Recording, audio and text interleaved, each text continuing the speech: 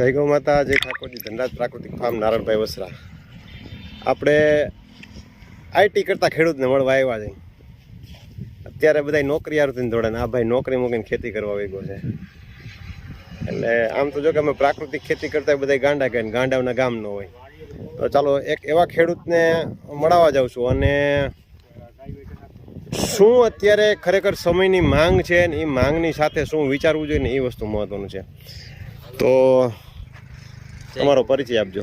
જય ગૌ માતા, બાદલ વરસાણી, ગૌવિલા ગૌશાળા એન્ડ પ્રાકૃતિક ફાર્મ, ગામ દળવી, તાલુકો જામકરણા, જિલ્લો રાજકોટ. અત્યારે બાદલભાઈ તમારા હાથમાં શું છે? હળદર છે, આપણે સાંગલીની સેલમ હળદર આવે, સેલમ હળદર એ વાવેલ હતી અને અત્યારે પ્રોસેસિંગ ચાલુ છે. અઠવાડિયામાં લગભગ કમ્પ્લીટ થઈ જશે. હવે પછી વાત ઉપર જાય આપણે.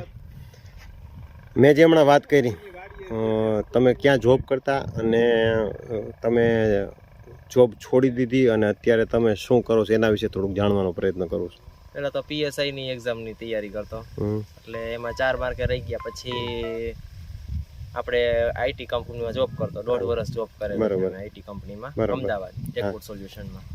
અને જોબ છોડી જાન્યુઆરીથી જોબ છોડેલી છે. બરોબર. અને હવે પ્રોપર ખેતી, અને 5 વર્ષ ત્યાં ગયા હતા તો ખેતી તો કરતા, પપ્પાની બધું હેન્ડલ કરતા, પણ હવે પ્રોપર ખેતીમાં. હવે એમ થયું કે હવે આમાં એટલે આમાં જ, હવે આમાં બીજે ક્યાંય નહીં. હા, પેલા આમાં એટલે આમાં જ હતું, પણ આ તો પણ એમ હતું કે સમયની માંગ અને પેલા એમ હતું કે નોકરી કરવી છે એવો વિચાર હતો. પછી હવે એમ થયું કે જે સમયની માંગ છે અને આપણી ખેતી નથી બગડવા દેવી, એટલે આની સાથે ક્યાંક જોડાઈને આપણે રહેવું છે અને ભવિષ્ય આનું ફ્યુચર આનું બહુ સારું છે. તો આ હળદરને કઈ રીતે પ્રોસેસ કરવાની હોય અને હળદર છે અત્યારે હળદર થાય છે, તો આનું થોડુંક અમને આના વિશે થોડુંક સમજાવવાનો પ્રયત્ન કરજો. હળદરમાં તો બધા લેતા હોય કર્ક્યુમિન લેવલ ઉપર હોય. અત્યારે 4-5 પ્રકારની હળદર, આંબા હળદરથી માંડીને સેલમ ને કેસર ને સાંગલી સેલમ કયો, રાજાપુરી કયો, બધી હળદર અત્યારે આવે છે અને કર્ક્યુમિન લેવલ ઉપર એના ભાવ નક્કી થતા હોય. બરોબર છે. અને આપણે ગાય આધારિત ખેતી કરતા હોય એટલે કર્ક્યુમિન લેવલ લગભગ 4 થી લઈ 6 કે 8 કે એટલું આવતું. એ કર્ક્યુમિન લેવલ છે એનું શું મહત્વ છે? એન્ટી કાર્સિનોજેનિક, એન્ટી કેન્સરસ છે. હા, બરોબર. કેન્સરના દર્દીઓ માટે સૌથી સારામાં બેસ્ટમાં બેસ્ટ. તો આપણે ખાસ કરીને કહેવાનો આપણો પ્રયત્ન એ રહેશે કે જે પ્રાકૃતિક ખેતી કરતા હોય ને લોંગ ટાઈમ, એમાં પાછું જેને 3-4 વર્ષ માથેનો અનુભવ હોય ને એમાં હળદર વાવેલી હોય ને, તો એ હળદર લેવાનો તમે પ્રયત્ન કરજો, જાજો ભાવ ડિફરન્સ નહીં હોય. તો આ હળદર છે આ અત્યારે પડી છે, એટલે આમાં હજી પ્રોસેસ થઈ છે, કરવાની બાકી છે. પ્રોસેસિંગ એટલે હજી આનું પોલિશ થશે અને ઉપરથી જે છાલ છે એ બધી નીકળી જશે. એ આપણે ફાર્મ ઉપર બધું કરીએ છીએ, એનું મશીન બતાવશું આપણે. હા, એ તો હમણાં આપણે જોઈએ. એટલે અત્યારે બનાવેલું છે. અત્યારે આને બોઇલ આપણે કરી ચૂકેલા છે. હા, બરોબર, બોઇલ કરી ચૂકેલા છે અને પછી આને પાછું આપણે ત્યાં પાલિશ કરશું. અમે પાલિશ કરવાનું અને એ પછી દળાય. બરોબર ને? તો આ આપણે બાદલભાઈની મુલાકાત કરાવી અને હજી આપણે આનું મશીન છે એ આપણે આમાં મૂકશું. બરોબર. તો બાદલભાઈ, તમારો નંબર તમે હે ને કહી દો, જેથી કરીને ડાયરેક્ટ કોઈને કોન્ટેક કરવો હોય ને તમારો કોન્ટેક. મારે આમાં વચ્ચે આમાં કાંઈ આપણે વિડીયાના મારફતથી ખાલી કહેવાનું છે. બરોબર. મારે આમાં કંઈ વચ્ચે કાંઈ રહેવાની જરૂર કે વચ્ચે મારું કમિશન કે એવું કાંઈ છે નહીં. આ એક માત્ર ખેડૂતને હાઇલાઇટ કરવા માટે અને કસ્ટમર ખાનારો વર્ગ સીધો ખેડૂત પાસે પહોંચી શકે ને એ માધ્યમ છે. મારો નંબર છે 9265605809.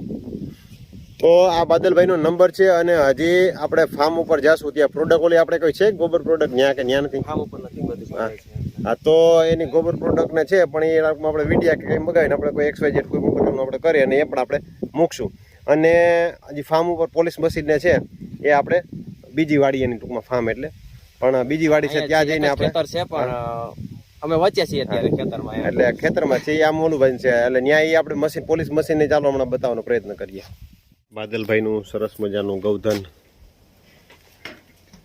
અત્યારે ગાયું રાખવી કોઈને ગમતી નથી, પણ 1 2 3 4 મોટી ગાયું અને 4 વાછડીયું અને હાવ કાઢો કર્યો ઢાંઢા 2 બળદ છે. તો આ બાદલભાઈનું ગૌધન ગૌશાળા. બરોબર ને બાદલભાઈ? ગ્રામ્ય લેવલે આ રીતનું કરવું ખૂબ સારામાં સારું છે અને આવનારું ભવિષ્ય. વૈદિક સંસ્કૃતિ પ્રમાણે જે ખેતી કરવામાં ગૌદ્રવ્ય પંચગવ્ય પ્રોડક્ટો બધી વાપરવામાં આવે છે. એ બધી વસ્તુઓ બાદલભાઈ બનાવે છે એ બધી ગામમાં છે. બાદલભાઈ આપણે શું એનું નામ છે પ્રોડક્ટનું? સાંભરાની ધૂપ કપ અને ધૂપ સ્ટિક 2 વસ્તુ આપણે બનાવીએ છીએ અત્યારે. અને વેબસાઇટ આપણે એની છે? ના, અત્યારે વેબસાઇટ કેવું કંઈ નથી. બરોબર. તો હળદર અને જે ધૂપ સ્ટિક અને જે સાંભળાના કપ, બરોબર ને? ઓલા ભાઈ ધૂપ 10 પ્રકારના ધૂપ નાખેલા, કેટલા હોય એમાં?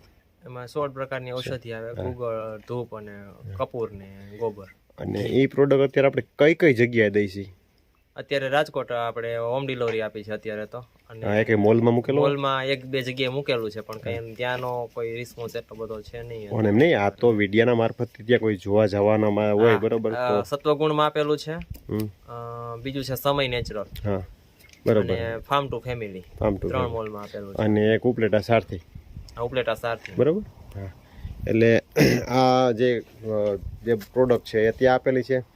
અને હમણાં ટૂંક સમયમાં હળદર તૈયાર થવાની છે. અને આ સરસ મજાનું ગૌધરીનું 100% પ્રાકૃતિક ખેતીથી અને આ હળદર છે પકવેલી. અને બીજું કંઈ અત્યારે છે આપણી પાસે? જીરું છે, ધાણા છે, ઘઉં છે. જો જટિલ વસ્તુ ઘઉં તો તમને ગમે ત્યાંથી જડી જાય. જીરું અને ધાણા આ 2 વસ્તુ તમને લગભગ ક્યાંયથી નહીં જડે. તમે જાજુ નહીં તો કાંઈ નહીં, ફોન કરીને તમે છે ને ખાલી 250 તમે મગવો.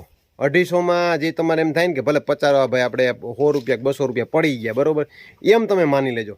પણ એને તમે એમને ડાયરેક્ટ દરાએ વગેરે ટેસ્ટ કરી અને તમે ખાજો. જો તમને ડિફરન્સ લાગે, કેમ કે જીરું ને ધાણા તમને લગભગ નહીં જ મળે, તો આ વસ્તુ તમે આપણે આગળ નંબર છે જ આપેલા બાદલભાઈને, તમે અને રાજકોટ હાલતા આવતા જ હોય, બીજા કોઈ જગ્યાએ હોય તો કુરિયર કરી આપશે, બરોબર. તમે આ વસ્તુ તમે મગાવી જુઓ, કેમ કે ધાણા જીરુંમાં તો પુષ્કળ પ્રમાણની દવા છટાય છે. તો આ આપણે બાદલભાઈનો સંપર્ક કર્યો છે અને બાદલભાઈનો સરસ મજાનો વિડીયો બનાવ્યો છે. અને આ વિડીયોના મારફતથી આપણે બાદલભાઈને પ્રમોટ કરવાનો પ્રયત્ન કરીએ. ચાલો, જય ગૌ માતા.